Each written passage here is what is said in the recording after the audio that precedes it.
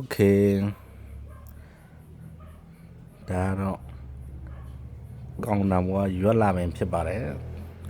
တခုပြောချင်လို့ပါဟိုတနေ့ကကျွန်တော်ဝိုင်း90လေးတစ်လုံးကိုမှန်လဲမလို့ဆက်လိုက်တာမှန်လဲမလို့ဆက်လိုက်တော့မှ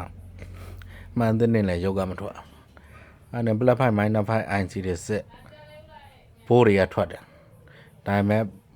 ဘက်လိုက်ကအလင်းလည်းမထွက်ဘူးရုပ်လည်းမထွက်ဘူးအဲ့ဒါနဲ့ IC နောက်ထပ်လဲ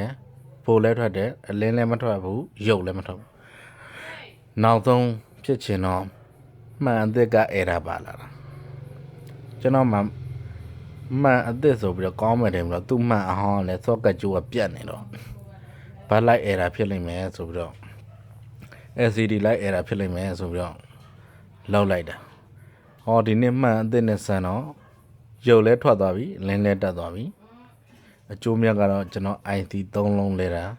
အဆင်ပြေသွားပါတယ်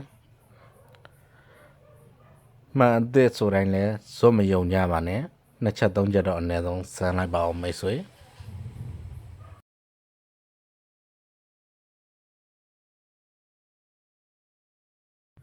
ခုဆိုရင်ဝိုင်း90လေးက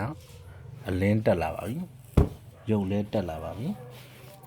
ကျွန်တော်တို့စတင်အသုံးပြုလို့ရပါပြီခင်ဗျာကျွန်တော်အနေနဲ့ဒီထက်ကောင်းမွန်တဲ့